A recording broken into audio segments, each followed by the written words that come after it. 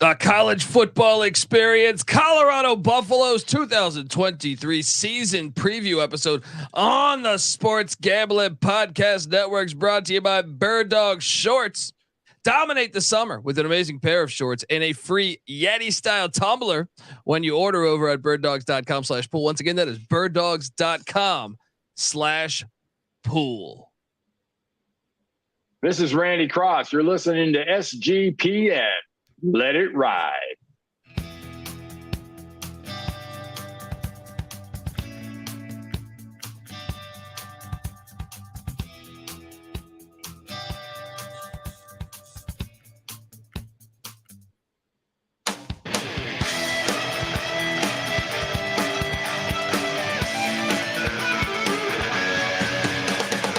Yes, yes, yes. Woo!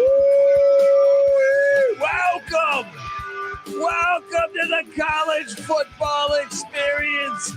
Colorado Buffaloes 2023 season preview episode. I'm excited. The song can keep playing because I'm super excited. If you've been listening for a long time, you know that I'm a Colorado Buffalo fan. Grew up a Colorado Buffalo fan. So I'm excited to talk about the Buffs. And perhaps you're wondering just who the hell you're listening to. Well, my name is Colby Swinging Database Dan, a.k.a. Pick Dundee. That's not a pick. This is a pick.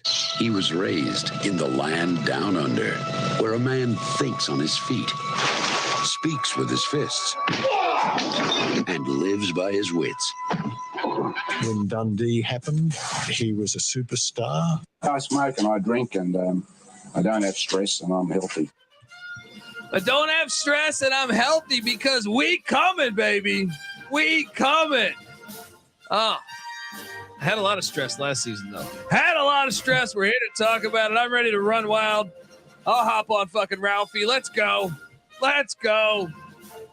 And look, I mean, I feel like it's only fitting to have this guy on. He grew up in Boulder, Colorado.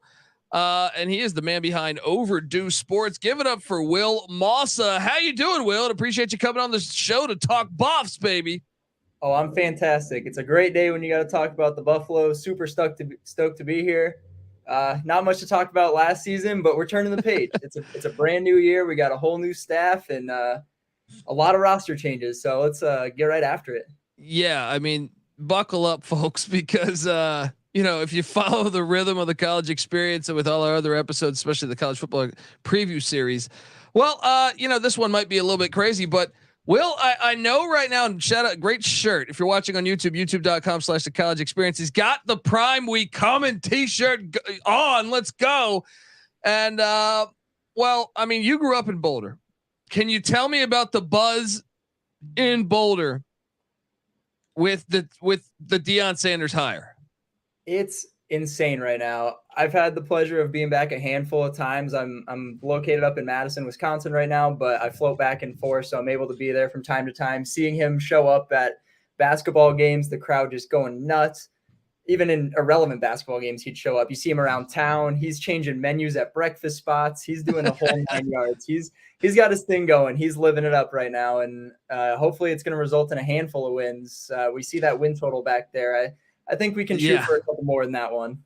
There we go. We're going to get to it. We're going to go game by game on the schedule, but I mean, this is a long time coming. And I know, I first off, I grew up a Colorado Buffalo fan. I rooted against whatever my oldest brother's favorite team was. Well, actually kind of trickled down as the years went up of me growing up. So my brother was a Notre Dame fan, my oldest brother. And my first real memories of watching college football is around 89 and 90. And, he's a Notre Dame fan. So each week it would be on the TV when I was trying to watch cartoons or something, and I started hating Notre Dame. And I was like, well, I'm going to root for this team that beats them in the championship. That didn't happen the first year in 89, but in 90 it did, 90 it did. And then I was like, that's my team forever. Cause they beat Notre Dame. So every time we're in an argument, you're 7 years old, you can talk shit then. You're like, I'm a Colorado fan. But then when I really started diving into college football, I was like, I'm following this team nonstop. And I got you could call my mother. I got VHS tapes old Colorado Buffalo games. I got drawings that I made of Rashawn Salam and Cordell Stewart back in the 90s. So I'm super, super excited for the future because not only am I glad we brought in Deion, I mean, I feel like we needed to, but we lowered the transfer thing because Colorado, I don't know what happened. It's like we joined the Pac-12 and said, "Hey, look, we're going to be pussies," and whatever. For whatever reason, it's like, no, we're going to be, we're super academic institutions. Like, no, like, okay, yes, I get it. You want to be as smart as you can, but don't forget about the football program. You've built this history. You were ranked from like 1985 to 2005 every year. It's like, come on, don't just throw that away. And I feel like we finally have kind of turned back to that where we lowered the transfer. Before no one could get into the school, everyone was leaving. That's what's hilarious in the offseason. You're seeing, oh, Colorado's changing the way football. How could they send all the players gone? Well, fucking 20, I think it was 26 players got rated a year ago, and they couldn't bring in barely anybody. So to me, it's either like you better get with the times or you're going to get lost in the dust. And I feel like this change is long overdue. How about yourself? Yeah, I think you said it perfectly. I mean, it speaks volumes that they haven't been able to bring people in for that exact reason. You're letting a lot of big transfers and high school kids not into the program for that exact reason.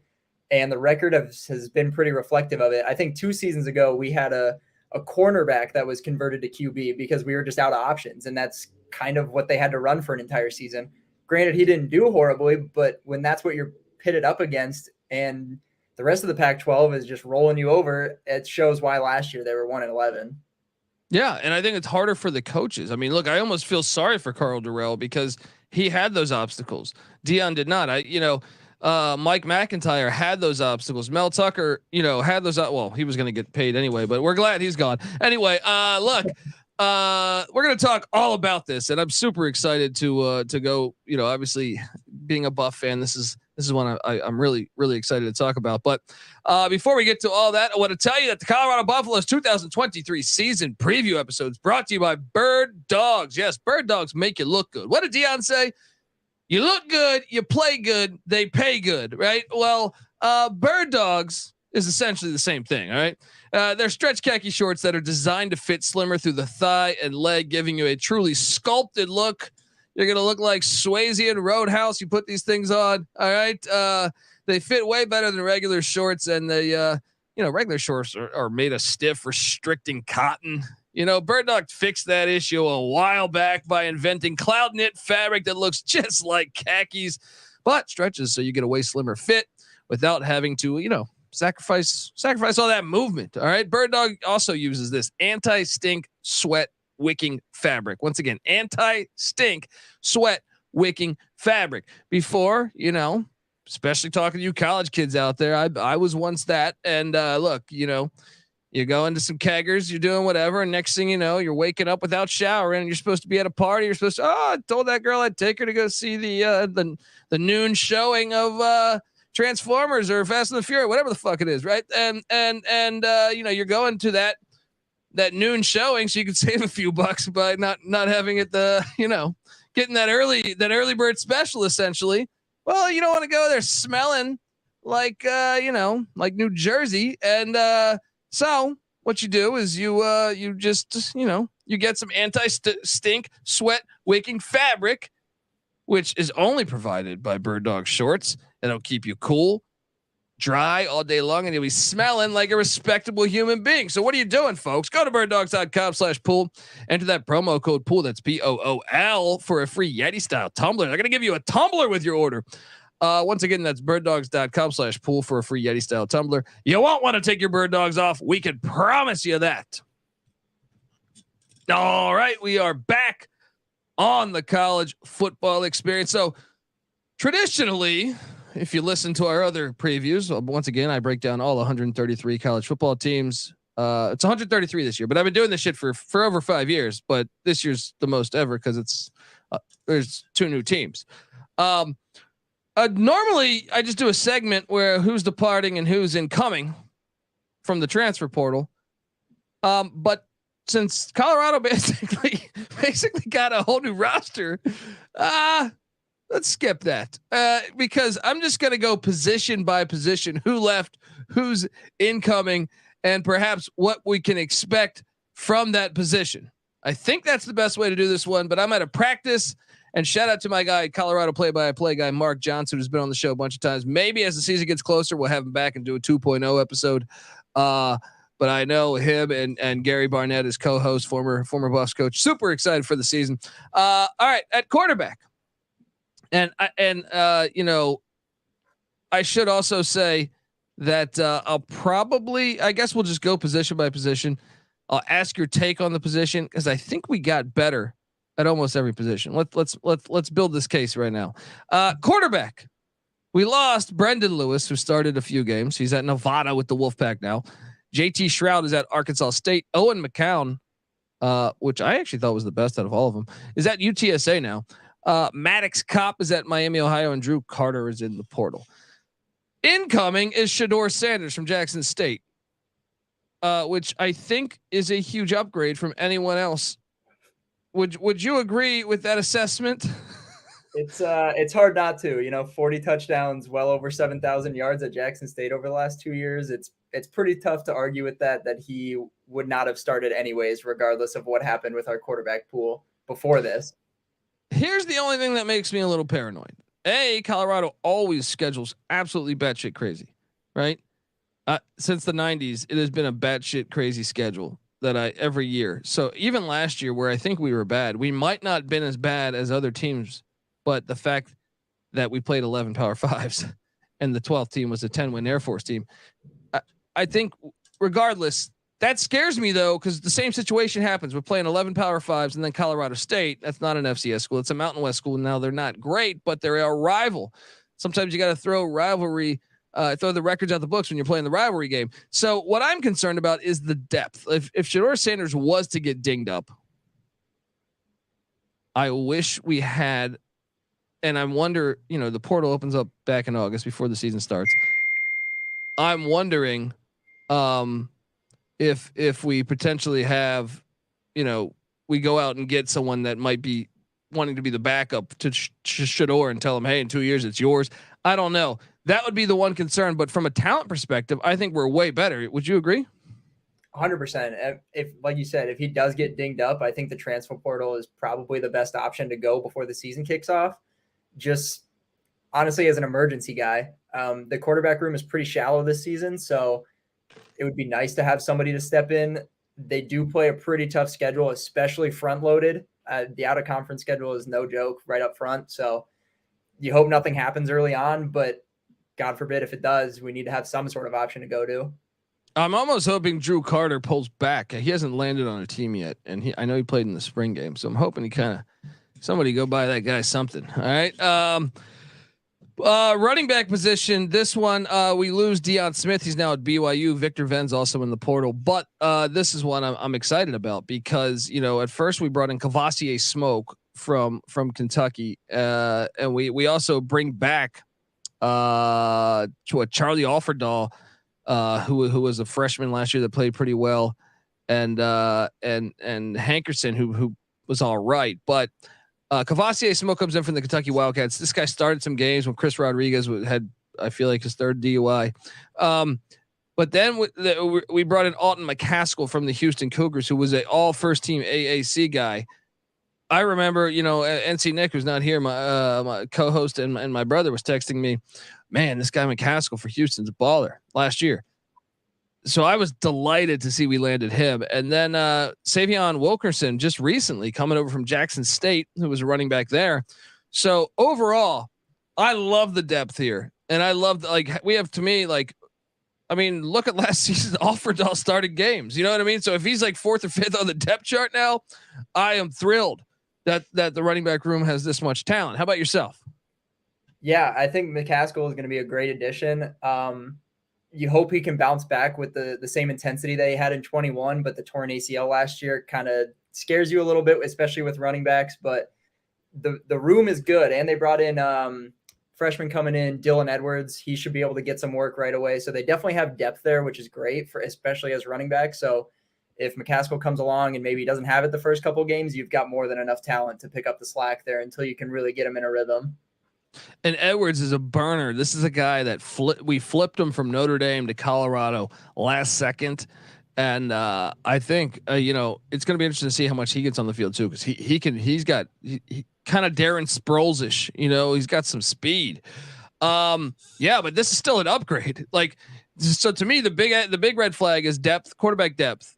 But I think we're much better at quarterback. We're much better at running back, and then we get to the wideout position, where we lost, Montana Lamonius Craig, who had that big spring game and the game winner against the California Golden Bears last year for the one win that we had. He went to Arizona, so we're going to see him in division, but or in conference now. Also lost Jordan Tyson to Arizona State, Chase Howell to East Carolina, Chase Penry to Boise State, Grant Page to Utah State, and Ty Robinson to Ball State.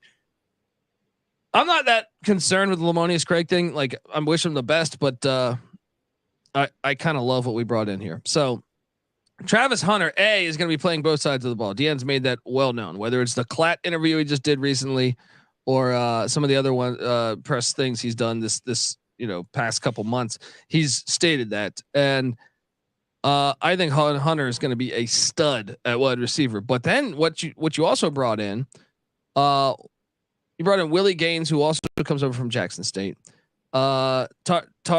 Tarvarish Dawson from Auburn, who I believe will be a reserve. Xavier Weaver from South Florida, who I think could play. And then this one from South Florida, Jimmy Horn Jr. I know they're thrilled. They're super excited about him. I've been reading all the reports. And he was a pretty good player at South Florida too. So, and then Jalen Ellis from Baylor also comes over. And then Javon Antonio from Northwestern State. This is a kid that, watch out, because his size, he was really good in the FCS. We just got him, in the past couple, I feel like month. And this guy's flashed some from reports that I've heard, is that like his height, his athleticism could really be an X factor coming into this season. I think we're way better, way more athletic at the wide receiver, at the wideout position than we were a year ago. You? I think that's it. I mean, Jimmy Horn off the line, he's super quick. He's going to be a really good deep threat. You've got guys with size. Weaver has obviously shown that he's the dude there for the last handful of years. So you're definitely stacking up skill positions. And I really think the offense is going to be high powered. And I'd like to highlight on the offense too. They brought in obviously Deion, but they brought in Sean Lewis from Kent State. And I think these guys are just right up his alley for the kind of offense that he's going to want to run. He's going to want to run that fast-paced offense, try and get down the field quickly, throw a lot of deep balls, and I think these are the guys to do it with. Oh, 100%. I mean, Sean Lewis had a 10-win season at Syracuse, and when he left, you saw how bad they were the opposing year.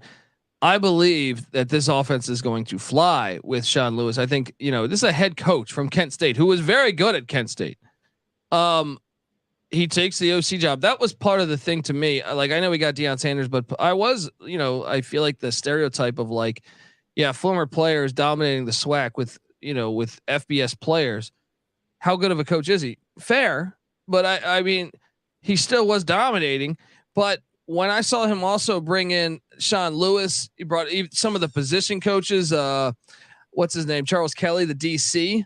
I was like, okay, he means business and he knows what he's doing, because he's going to let them drive the cat.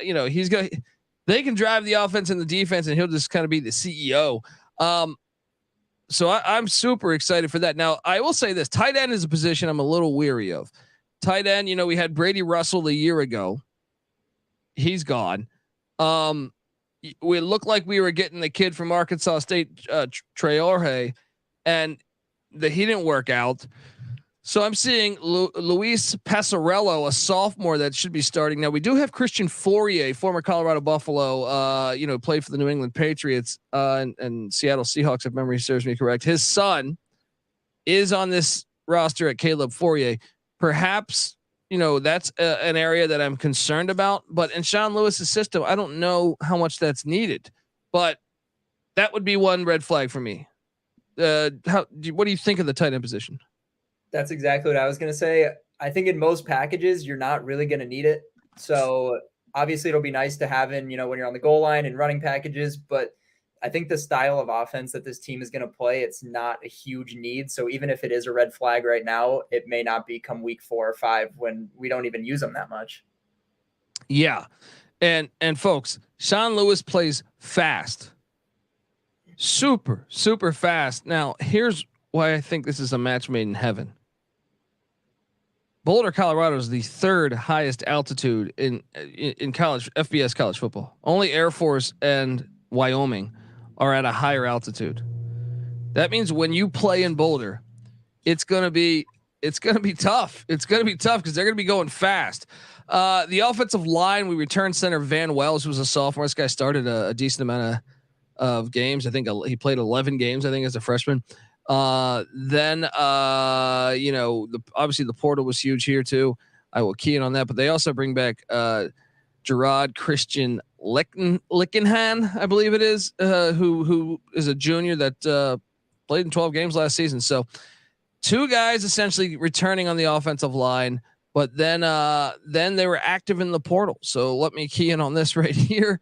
Jack Wiley's gone. He goes to UCLA. That's obviously not what you want to do, is strengthen people in your conference. But the big one was Casey Roddick. We lost him. He went to Florida State. He's projected starter at Florida State. That was a huge loss.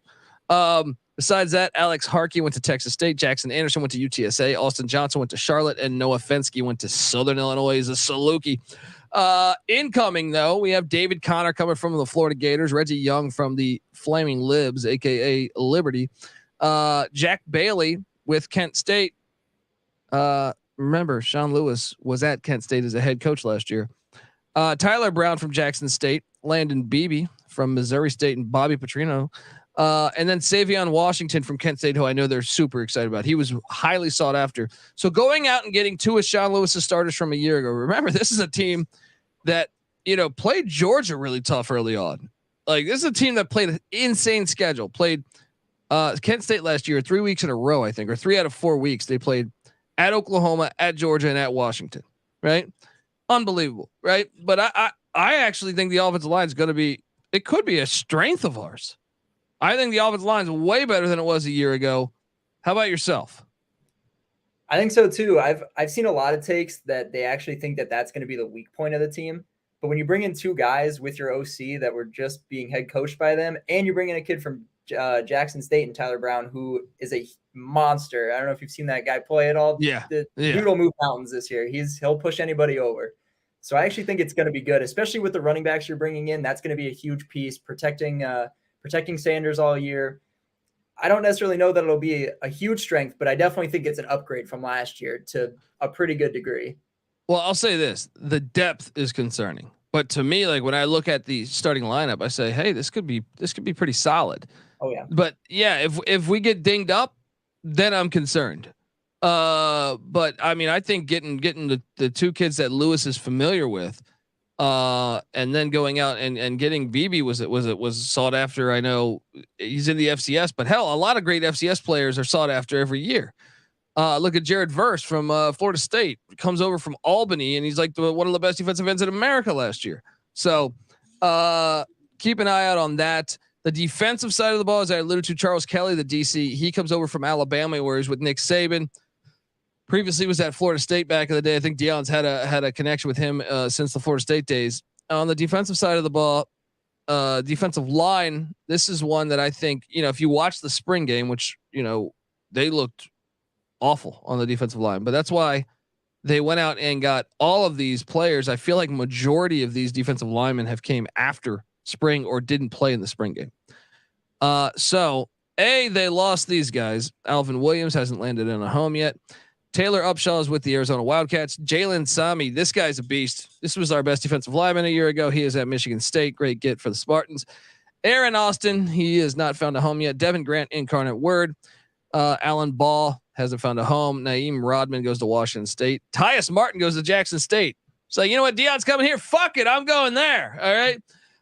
Ryan Williams, also Western Kentucky. So those guys are gone. They go out and get these guys. Buckle up. This is a big one here. First off, Shane Cokes from Dartmouth, fucking Dartmouth. This guy's apparently been stealing the show. As far as from what I understand, Deion had the players earn their jersey numbers, and he was one of the first. So keep an eye out on Shane Cokes. I know he's a projected starter. Coming over, who knew Dartmouth was just pumping out pros pumping out starting, P5 defensive linemen. Taj Alston comes over from West Virginia. This guy started 2 years ago, the whole season, I believe, at West Virginia. Last year, he started, I think, half the season. So that's a nice get. Leonard Payne comes in from Fresno State. This is one that I know they're high about. So hopefully that works out. He did not play in spring either. Jordan Dominic, who was at Arkansas last year and was pretty successful in the SEC. Previously, he was at Georgia Tech when he had a really good year with the Yellow Jackets. That is one of the most important ones I think we got all on in the portal in general. Derek McClendon comes. Derek McClendon II comes in from Florida State. Devon Harris comes in from Old Dominion. Chaz Wallace, also Old Dominion. Savell Smalls, former 5-star recruit from the Washington Huskies. Amari McNeil from Tennessee. Bishop Thomas from Florida State. Jabron Hawkins from Ole Miss. Arden Walker from Missouri. Kari Mans from the Maine Black Bears in the FCS. So I think this is where it gets hard. I think if I had to guess, just because I heard that Shane Cokes, the Dartmouth transfer, was playing unbelievably well. I heard Leonard Payne was playing very well, but we didn't see them in spring. I think Cokes might have played. I can't even remember Cokes played, but Payne didn't. Derek McClendon, we just got from Florida State. I'm hearing speculation that he could start. I have no idea who's really starting in these positions. This is the hardest part about forecasting this team, and I feel like every publication is just talking out of their ass, including perhaps this one. What do you make of the D line? It's definitely better. It's definitely better than it was a year ago, and that's another thing. Is we had Chance Main, who was a defensive lineman that was key, hit the portal from a year ago, and then he came back to the Buffs. So that was a big re-get by Deion. But what do you make of the defensive line?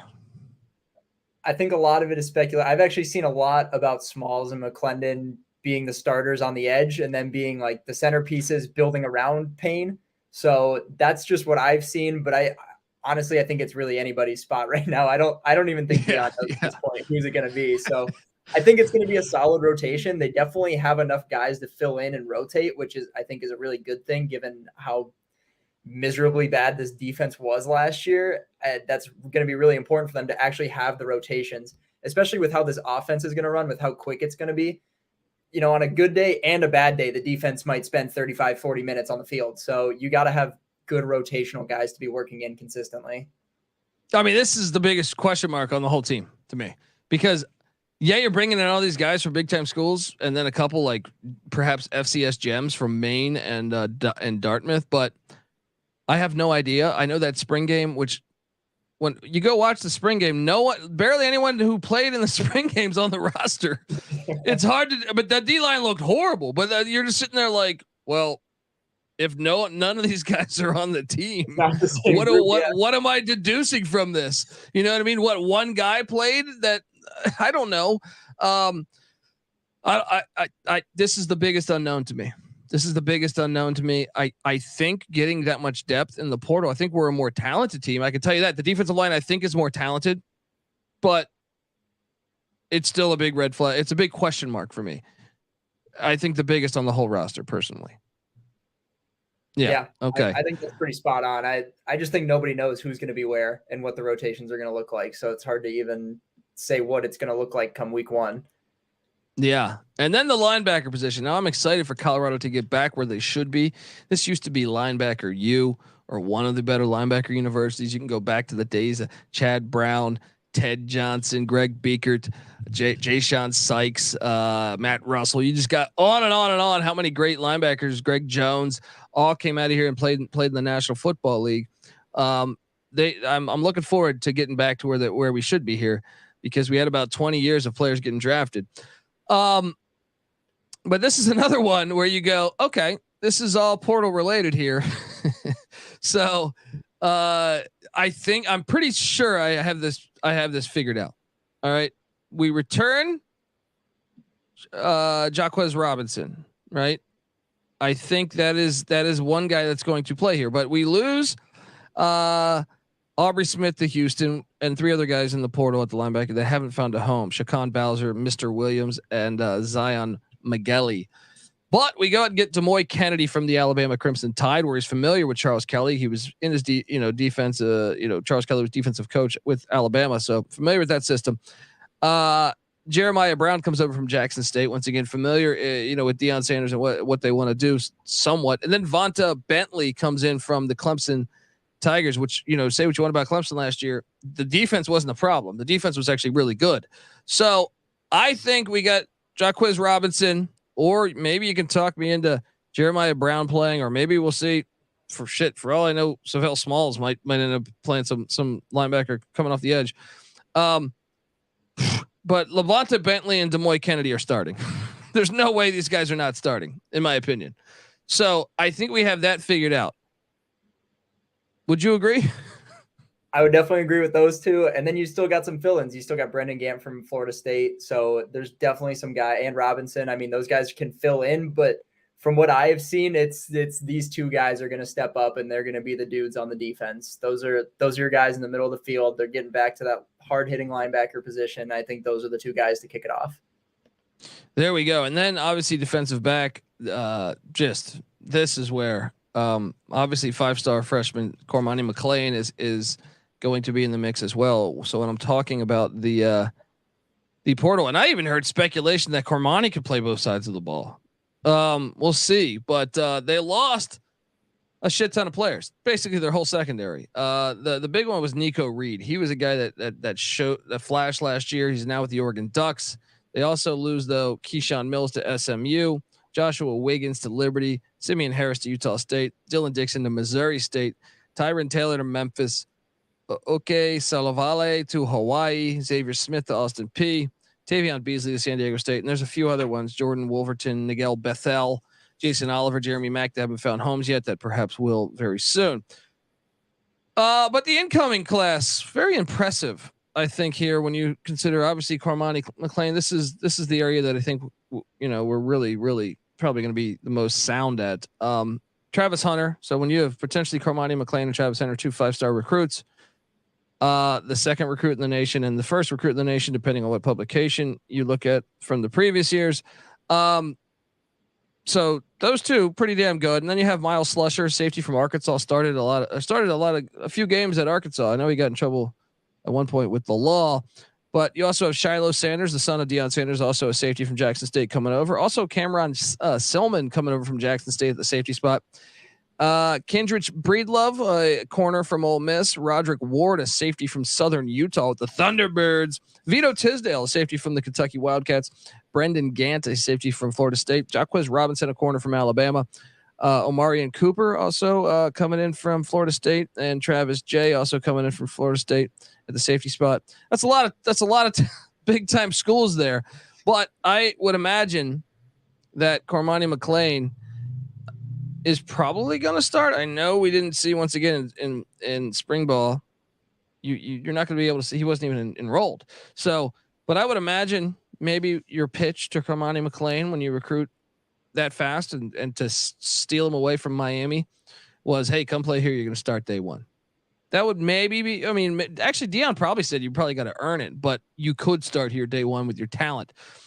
Either way, I feel very good about the defensive backfield. I feel like, and we also bring back Trevor Woods from a season ago. So I feel pretty solid about the defensive backfield. How about you? It's an extremely deep and talented room, which I think is huge for this defense. It's going to be a big step up because it's going to have to compete with a lot of high-powered offenses, teams that want to go down the field, and we're going to have to protect that. And I think bringing in those guys, I mean, I've heard great things about Travis Hunter on the offensive side of the ball, but they say he's otherworldly defensively. So you're going to see him in there. Obviously, you got Shedeur Sanders in at safety, but I just think you have enough personnel to match up a lot of different ways depending on who they play in conference. So I'm really excited about the defensive backfield. I think it's a great room. I think it's really deep and athletic, and it should be the most sound unit on the defense all season long. Well, you know what I love about that too. Now, run defense, okay, we got to figure that out. But pass defense, if your defensive backfield's that good, that improves your defensive line. Now, obviously, defensive line still the run defense, linebackers, D line, that's important. But you're right. The Pac-12 taught. When I look at the Pac-12, you have Lincoln Riley doing the air raid stuff at USC. Washington State runs air raid stuff. Jaden DeLora in Arizona, they don't run the air raid stuff, but they pass the hell out of the football. You know, so you bounce around. Oregon passed the hell out of the football a lot last year too. So you have a lot of, there's a decent amount of heavy pass. Michael Penix in Washington passed the hell out of the football as well. So I know you have some bangers still in Oregon State and UCLA. And what's crazy is Chip Kelly's turned UCLA into like a run team. But I still think that bids well for the defense that we're building, taking on all these other Pac-12 schools that should be pretty good this year. Pac-12 is actually loaded this year, so that's another thing. But kicker, we lose Cole Becker. I think that might be a big loss. I mean, I know we're bringing in Alejandro Mata from Jackson State, and also Jay Feely's son, Jace Feely. So you got two kickers there. Jace Feely was at Arizona State last year. And Mark Vassett, the punter from Louisville, transferred in, but I do worry because Becker was pretty solid. I feel like if it was a close game, that might be a big loss, but I don't know. I mean, it depends on who these kickers are. Overall, this team is way more talented than last year. Way more talented than last year, and I'm super excited for for the future. Essentially, would you agree? I mean, is there one position where they got worse? I don't think so. The only thing could be if Shedeur Sanders gets dinged up. I almost think by the time we kick the ball off in Fort Worth week 1, I say I'm part of the fucking team, people. But I think they're going to have another quarterback from the transfer portal, or maybe they talk back Drew Carter, something.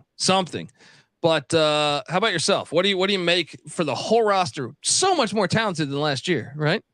There's not a single spot that got worse in. I mean, maybe if you want to make the argument on special teams, maybe, but you're kicking at altitude, so you even have that going for you. So at the very least, if they've got some sort of clutch gene in there, we should be all right on that side. But actually, we probably will be worse on special teams just because we were giving up like 50 a game last year. So your special teams got a lot of reps returning that ball. But no, I'm joking. But I think we're better at every position, man. I would 100% agree. I think every single spot is deeper and more talented outside of the quarterback spot, like you mentioned, but I think that there's going to be some sort of addition there before week 1. Yeah, it's got to either that or they bring back Carter. Perhaps what are you guys doing? Go. I don't know. Someone send Drew Carter a prostitute. Do it. All right. I'm joking. Look, before we get to going game by game on the schedule, I want to tell you that the Colorado Buffaloes 2023 college football preview is brought to you by Underdog Fantasy. Yes, Best Ball Mania is here, and Underdog Fantasy is giving away $15 million in prizes. Woo! Underdog Fantasy is also a great way to get down on your favorite MLB and college baseball player props. So many ways to win, over at Underdog Fantasy, and active in so many different states. And when college football season comes around, they have awesome player props too. You don't see that a lot. I'm telling you, check that out. We'll be hyping it here because for the past couple of years we've been playing those things. Head over to UnderdogFantasy.com. Use that promo code SGPN for 100% deposit bonus up to $100. Once again, that's UnderdogFantasy.com. Promo code SGPN. All right, we are back talking Colorado Buffaloes, and this is the way I feel right now. Look out, just watch him go. Look out, the Buffalo. Oh no, it's a guy on a Buffalo. I'm just excited, man. Honestly, I mean, you grew up in Boulder. What? I know right now if you're watching on YouTube, youtube.com/the college experience, subscribe, tell a friend. Also, wherever you get podcasts, iTunes, Spotify, all that shit, please give us 5 stars. But what would be a winning, I'm not saying a winning by win percentage, but a winning season for you, for year 1 of Deion Sanders? I think there's 2 ways you can look at it. I think a really, really successful season, meaning everything went right and nothing went wrong. They go 6-6. Clinch a bowl game, hop in there, and then whatever happens, happens. I think that's the best case. I think that's an incredibly winning season. I think the bare minimum at a win season would be just short of that at 5-7. And I think this team is more than capable of going 5-7. I think 6-6 is a really good shoot for year 1. And then from there, I mean, I wouldn't be surprised if in year 2 they build out and, pick up 8 wins. Yeah. Let's get to it. I mean, blindly. I mean, I already bought the ticket, guys, but let's do this. I did too. Week 1, taking on the team that played in the national championship. Well, they showed up to the national. I don't know if they played, but the TCU Horned Frogs, Fort Worth, Texas, Amon G. Carter Stadium, big noon kickoff. You better believe I'm excited. And look, I mentioned this, I think, pre-episode before we started talking. Colorado actually kind of kept it close with TCU in the first half last year. And if it wasn't for, I think, a punt return for a touchdown and a trick play, that was like anyone's game. I'm just saying TCU lost a lot of production, a lot. Now I know they brought in a bunch of guys from Bama, and some other solid schools, but call me crazy. I think we have a shot. I'll put it like this. Colorado's currently catching, I think, 19 or 20 points.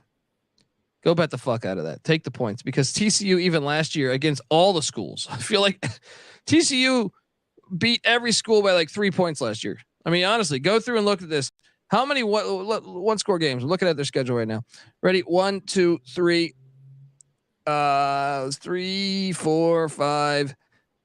They were 6-1 in one score games, right? And if you go 10 points, they were 8-1 in 10 and 10 points or less. I mean, there's no way that's sustainable, especially without Max Duggan, Quentin Johnson, and all those other guys. I still think they could be a good team this year, but there's no way that they're that dominant. I think Colorado's got. I'll put it like this: Colorado's got a decent shot, I think, to go into Fort Worth and win this game. Now, take the points. Take the points. I know I'm a Colorado fan. I would not be shocked if they won this game. I think Sean Lewis' offense can stress out that defense some. Obviously, I would favor TCU, but I think it's a winnable game for Colorado. But I'm taking TCU. You? I've got it written down as a loss, but if they're catching 20 points, you better believe I'm taking the plus 20. I think that game is going to be far more competitive than people think, just looking at the schedule from a black and white standpoint. 100%. Then week 2, Matt Rule, who opens the season, by the way, at Minnesota on a Thursday night. So they get a little bit more time off than Colorado. They come to Folsom Field to take on the Buffs, and I'm not taking Nebraska. There's no way I'm taking Nebraska. Deion's home opener. This game, big noon kickoff again, by the way. This is on Fox, and this game's going to be fucking fantastic. This rivalry should be played on Black Friday, personally, if you ask me. But Colorado's winning this game, and I think they're going to win it soundly. I know Jeff Sims is the quarterback now at Nebraska. The fans, there's going to be too much buzz. It's going to be too much. Colorado's going to win this one. 31-17. Let's go. What are you doing here? This is one that I am so excited for. I can't even explain. This was the rivalry when I was a kid. I was at the game for the Mason Crosby game winner, circa, yes, I don't know, maybe 2010, maybe. I was just a yes. kid when that happened, but I was there for it. And I'm going to be at this game. I'll be in person, boots on the ground in Folsom for this game, and the Buffs are winning. No questions asked. Hell yeah, man. They got this thing. And then this is the sneaky one, because Jay Norvell, tough first season at Colorado State.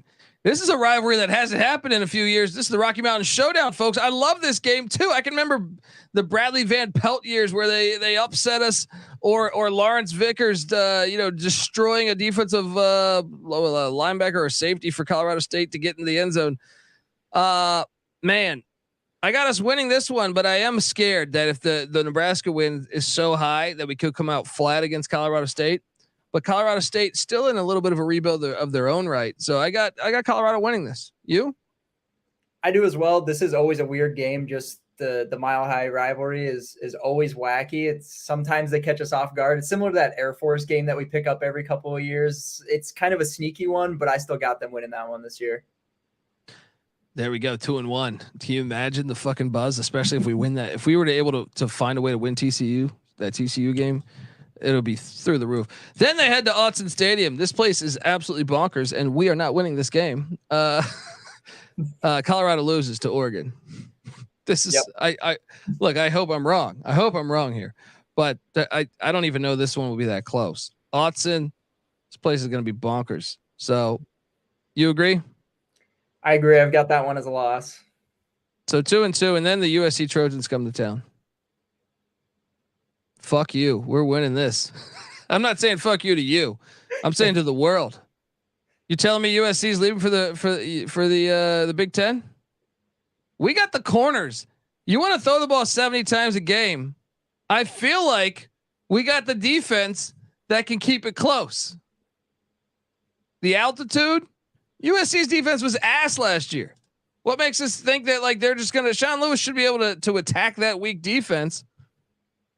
All right, I'll give it to USC, but I feel like we can win this game. I feel like we can win this game, and Pac-12 did them a favor, making them go to Boulder in September 30th. That should have been in November. Hey, Pac-12, they're the ones fucking you over. All right, if it was me, if I'm the commissioner of the Pac-12, if I'm Klavikov, whatever, however you pronounce his name, I'm scheduling. I'm giving them the toughest parts. I'm making them go to Pullman in November. I'm making them go to Boulder or Salt Lake City in November. But hey, what are you doing here? I got to give it to the Trojans, but this is a really weird game because of how bad USC's defense is. I mean, they played a handful of games that were 55-50. So I think you might be looking at a game pretty similar to that. It's tough to pencil them in as a win. I'd like to see how the first couple of weeks go before I change my mind. I think now USC, but I think this is another game where you're taking the Buffs with the points. Yes, I actually agree. I think we're going to get destroyed at Oregon. I actually love that factor of like you get yelled at all week because of the Oregon game. I think they give USC. I think that one, I would not be shocked if they beat USC. Everyone wants to crown USC. I think the Pac-12 is too hard this year. Then they travel to Sun Devil Stadium. This is to me a 50-50 game. If you listen to our Arizona State preview, both teams are kind of in the same spot. They brought in so many transfers. It's very hard to forecast which each team is. I feel like Colorado brought in better transfers, but Arizona State also had a more talented roster there. I feel like this is a 50-50 game. Give me Colorado. I don't know. I feel like this is a really tough one for me. But give me the Buffs to get it done. If they lose to USC, they beat Arizona State. If they beat USC, they lose to Arizona State. How about that? Fair? I can see that. You're joining me here. You're gonna go win in Tempe. I've got three swing games on the schedule. That's one of them. I think they can come out with a win though. Remember the win total is 3.5. So right here would have them at 3, right? And then they on ESPN nationally televised Friday night under the lights, Folsom Field. We got the Stanford Cardinal coming to town. That's it. That's your over cashing right there. They're winning this. There's no way Stanford's winning this game. All right. So yeah, this is it right there. Friday, you're cashing your ticket by October 13th, folks. Get on over there. I think you might even cash it earlier than that, but worst case scenario, come on, let's go. You got the Buffs winning against Stanford too. They get a bye before they head to UCLA. I'll probably be at this game. Look, this game's interesting to me because I don't know who UCLA is this year. They could start the freshman 5-star quarterback Dante Moore. They could also go with Sean Lewis's old quarterback, Colin Schlee. I don't know. It makes it tricky. I kind of expect a little bit of regression from UCLA because they lost DTR, they lost Charbonnet, but I still think they're a very good team. But I won't rule this one out of being winnable. It's just I got to favor UCLA, but this is one when I look at the schedule, I can't say for sure that I'm like, hey, I think this is a game. I would not be shocked if Colorado won. But I'll go UCLA. You? I've got UCLA, but a lot of it's them being on the road. I wouldn't be surprised if they get on a little streak before that game, if they go into LA and win that game, but I've got it as UCLA right now. All right. Then they get the Oregon State Beavers at home. I'm actually really high on Oregon State this year. I know this is homecoming. I got Oregon State winning this. You? I do as well, unfortunately. Then the Arizona Wildcats and Jed Fish and Jaden Delora come to town. This is a Colorado win, though. November 11th, you get these Arizona guys coming up to the cold weather. Let's go. You there? Yep, I've got this as a win. I think this is a Buffs game, if any. Then Friday night, Martin Stadium, Pullman, Washington. Man, nationally televised. This is going to be sneaky, but I'm giving us that 5th win. 5th win right there. Washington State. It's front end of a back-to-back away. What are you doing here in Pullman? This is my other swing game, and I have it as a win because I like to be optimistic about the Buffs. So I'm taking the win. And then back-to-back away, unfortunately, at Rice Eccles. I don't see us winning this one, but that puts us at 5-7. And then, like I said, I think there's a shot we can upset TCU, USC, or UCLA. 6-6 is what I see. 6-6. Laugh at me all you fucking want, folks. I know the win total is 3.5. Hammer the over. Final record for you. I think 6-6 is the bar. I think that should be what people expect. I think that's what they'll be. I think absolute worst. Honestly, I think 5-7 is the absolute worst. I don't see them being any worse than that. Well, if I say absolute worst, it's Shedeur Sanders gets injured and we win 3 games. But yeah, I feel like we should be good. I should hammer that over, folks. I know everyone says a transfer portal team. Don't worry about that shit. The talent level is way better this year than last year. Now the schedule is brutal. You're getting 11 Power 5s in Colorado State, which is a rivalry game. But I still think talent wise, these 50-50 games, the road schedule's tough. To me, if we can just get one win on the road, the road schedule is a little tough. But besides Washington State or Arizona State, if we could get one other win there, boom, you're making a bowl game, I think. So I'm on the over. He's on the over. Look, before we get out of here, though, I had the opportunity to interview Michael Barker, which, if you're wondering who the hell that is College Football Campus Tour on Twitter, which you should be following, and at CFB Campus Tour. And look, he comes on to talk about his experiences at Folsom Field.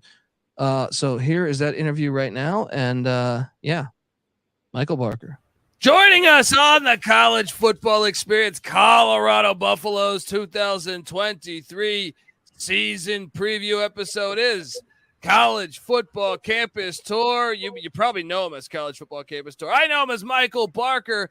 Look, Deion Sanders is now at Colorado. He says we coming. Michael, are you coming? As soon as possible. I'm actually going to their first road game at TCU, so we're going to catch the first game in the Deion Sanders era.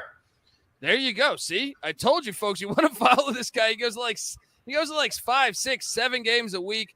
Look, Folsom Field. This is one of the ones I have been to. I think it's one of the most beautiful stadiums we have in America.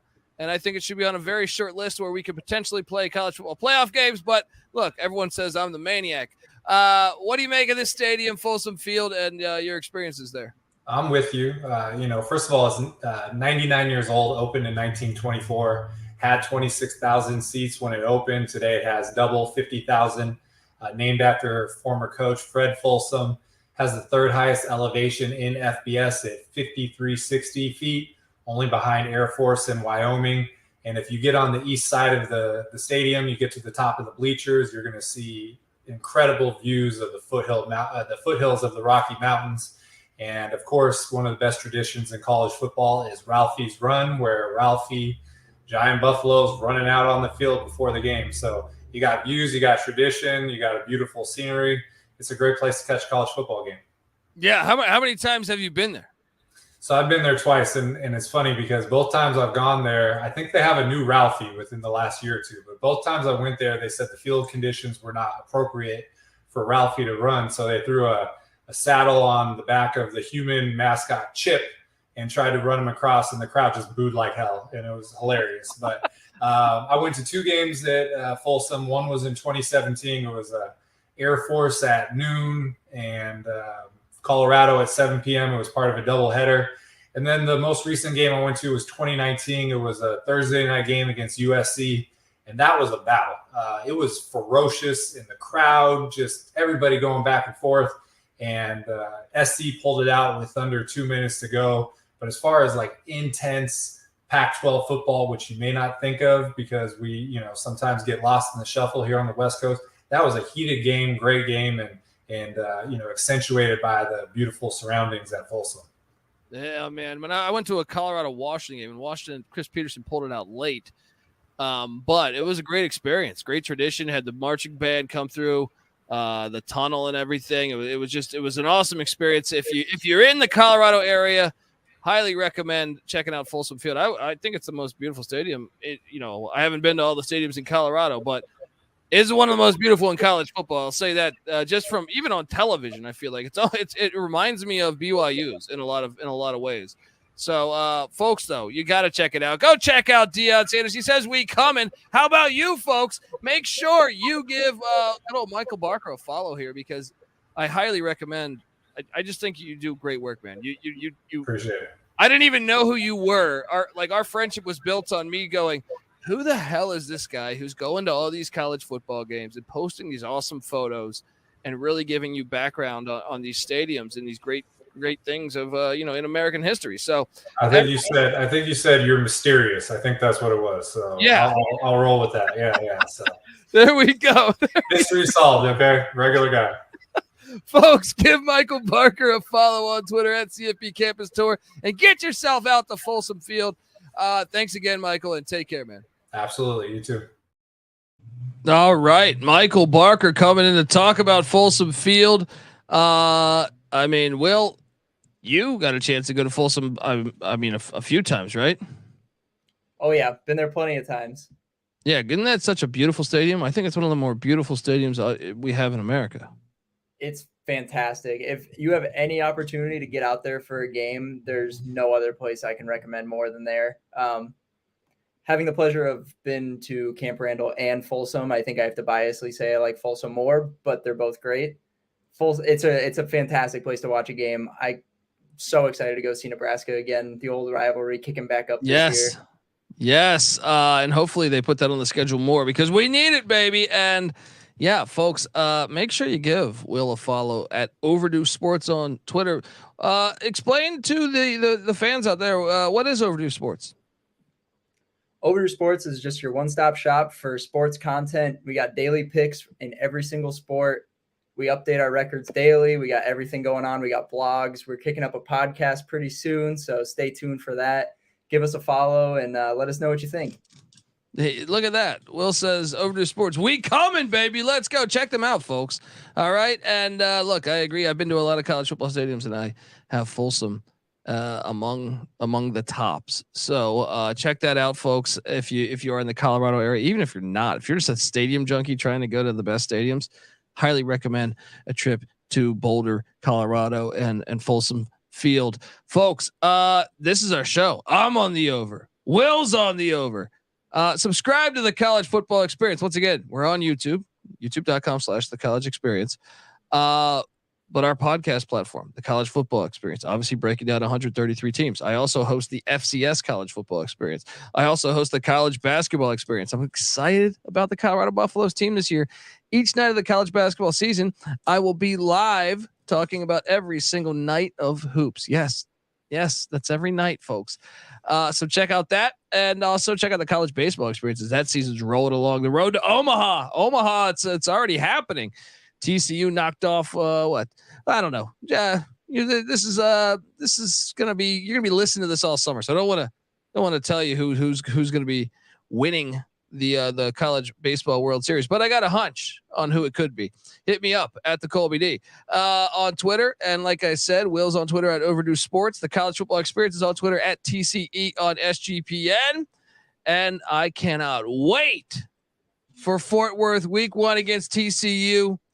I'm so excited. Let's go. Colorado football back to where it should be. Come on, Deion. We coming. Let's go. This is the College Football Experience, Colorado Buffalo style. You better start thinking about yours. And we out of here.